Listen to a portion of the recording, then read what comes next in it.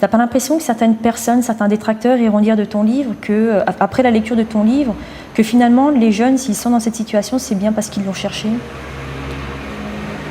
Que c'est leur oisiveté qui les mène à cette débauche? On peut voir ça comme ça, mais c'est aussi... tout à l'heure, tu parlais de dénonciation éventuelle.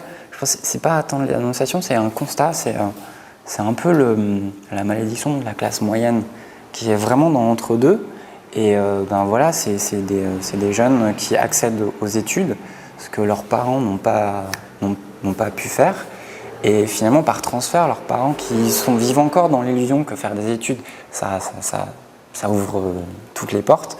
Ben, voilà, ils suivent ce chemin et puis tout d'un coup, ils se retrouvent au bord du vide et ils voient que finalement, ça n'ouvre aucune porte. Et ils se retrouvent désemparés parce que finalement, ils ont suivi un cursus universitaire qui ne forme à aucun vrai métier. Et il y a un vrai décalage. Et finalement, je suis en train de généraliser, mais ce personnage, on va dire, il est en manque total de repères et de modèles contre lequel se révolter ou un modèle à suivre. Oui, mais on sent quand même qu'il n'a pas du tout la volonté de sa politique. C'est-à-dire que, rappelons-le à ceux qui vont lire le livre, ils tombent même dans la fraude. C'est une obligation, quoi. Enfin, je trouvais un appart sur Paris ou ne serait-ce que dans le cadre des stages. En tombant dans la fraude.